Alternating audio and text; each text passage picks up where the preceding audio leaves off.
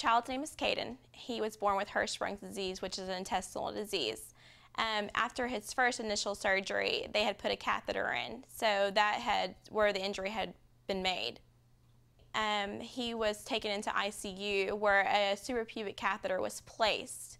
During that time, we thought that it would just heal and everything would be okay, but we found out otherwise and found out that he had actually had a fistula where the connections between his urethra and his rectum were put a hole in there. So he was actually peeing poop and pooping pee, and that's how we knew something was wrong. His bladder was full of stool.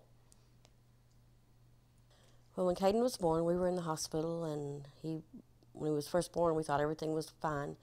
After a few hours, when he began eating, I realized there was just something wrong. The way he was eating and spitting up, he just wasn't like a normal baby. I had 7 children and was around babies all my life, and I just had this feeling that there was something wrong. And we told a few of the nurses, and they all thought we were crazy. So finally, one of the nurses believed what kind of felt the same way I felt, that there was something wrong. And she went and called one of the NICU nurses, and then she came back in there and told us they were going to come get Caiden at midnight. So they came and got Caiden at midnight, took him to the NICU. About an hour and 20 minutes later, the NICU doctor came in and said, "We need to talk." And he said there was definitely a problem with Caiden. So they began testing and couldn't figure out what was wrong. And they finally did x-rays and all kinds of other things. And after a few days, he was doing better. They released him from the hospital, and he went home for like 12 hours. And Kimberly called me and said, "Caiden's getting real sick again." I said, "Meet me at the ER." And we got there, and they admitted him and did a few more tests during the week, and then transferred us by ambulance to the big hospital downtown where they could further test him because he had Hirschsprung's disease. When Caiden had his initial Hirschsprung's surgery, which was a pull-through, he did wonderful through the surgery. And then once the catheter was placed, because they thought his bladder was distended, the nurse blew the catheter up actually into the urethra instead of into the bladder, which when it happened, I told her there was something wrong, and she looked at me like I was crazy. But anyway, so then when he was taken into ICU, he was very sick by then, and lost tons of weight. He was down to just skin and bones. Matter of fact, they told us he was like one of the kids that was malnourished. That's just how bad he was. We talked to one of the urologists in Houston that was going to do the surgery, or that they had planned on doing the surgery.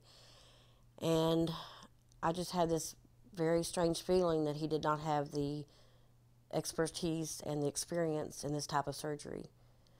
I mean, after speaking with him and finding out the surgeries he had done and on what ages and all that. So I went home and got on the internet and started looking up urologists all over the country. I called doctors in Florida and Tennessee, just all over. And I had emailed Dr. Gilman's office. And that night, I received a phone call from Dr. Gilman. And we talked for quite a while, and he seemed to really have hope that he wasn't making any promises because he had not seen Caiden or his records or any of the testing. And I had him call Kimberly and talk to her also. Well, before then, I went in there and told her that I had talked to a doctor in California, and she thought I was crazy. The look on her face.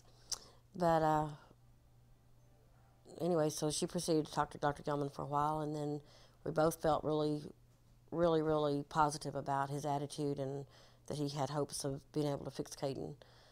So we proceeded to make arrangements for our first trip to California for testing and to meet with Dr. Gilman. When the doctors told us that, he had this injury, we were all kind of in shock. We weren't sure what to expect, and nobody had seen this on a baby. So, they thought it would heal for a couple of days and it would be okay. But later on, we found out that it wasn't. And so we knew we had to take some kind of change and figure out something to do for him. And so at that time, they're telling us that nobody knows if they can fix this problem, and nobody has ever done a surgery on a child like this. So, we just didn't feel comfortable going to somebody who never did a surgery on a baby like this. This is something that he has to deal with for his whole life. And so we searched all over the world to find somebody who thought they could help us with the problem, and that's where we found Dr. Gilman. And at the time, you know, he didn't know much about if he was able to fix the problem until we got there. So we kind of took a shot at trying to see if he could help us. Dr. Gelman thought he could help us, so we talked to him. He gave us a call. You know, he's really helpful. He gave us a call not knowing anything about Caiden, and, you know, he thought he had a chance to help fix this problem, and so we decided to go with him. As far as being able to fix Caiden's problem, I had fear. There's no doubt. But I also had a lot of faith in Dr. Gelman just from talking to him. And then once we got to California for our first trip and met him, and he was so honest and so caring, you know, he didn't have to take this case on. You know, it was a very, very major surgery, and one that had not been done on a baby of that age, because the anatomy on a baby that age is so small, it's just tiny, tiny, which takes a lot of patience and understanding and that type of thing. And there was just something there. I can't even explain it. I just had a hope that he could do it, and faith in him. The other doctors just would all say, we have no idea. It's just a very major surgery for a baby of that age. I just felt so comfortable with Dr. Gelman. I just felt that he was somebody that could really help my child. And so obviously it was a big chance, but it was his only chance. And so it was the thing that we had to do to help him. Without my family, I don't know what I would do. I mean, Caiden's my life. And so seeing how much he had been through, we had to do anything we could to help him. And that's what we did. We took him to California, and we fought to keep him alive for the first year of his life, so I wasn't going to give up. Well, getting to California, you know, we weren't sure what to expect. We had a benefit to get there so we could get Caiden to California. And we go to California and we meet with Dr. Gelman, and he does testing to see how bad his injury is. And come to find out, it was pretty serious. It was either he may not be able to fix it, or here's this chance that he can. And so initially we weren't sure what to expect. We just knew that this was going to be a big problem in his life. You know, you look at his life and know that he may never be able to go to the bathroom on his own, and he may never be able to have kids, or may never be able to have a sexual life. You know, you don't know those answers. And so Dr. Gelman gave us that hope that he may be able to.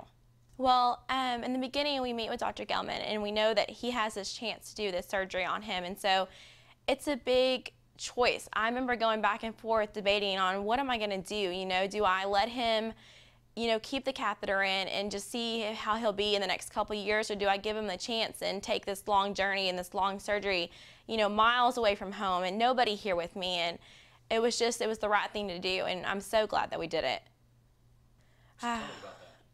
When I knew that something was going to change is that we were in Dr. Gelman's office, and we took Caiden's catheter out, and Dr. Gelman had shot some dye through his urethra problem. And so when he did that, Caiden peed, and we knew that there was hope, and we all just cried because we knew something was finally being done and that he was going to be okay.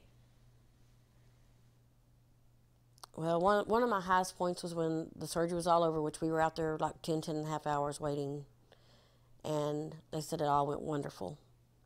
And then our next trip back, when they did the testing and took all the suprapubic catheters out and the regular catheter out, and Caiden could actually urinate on his own, that was wonderful.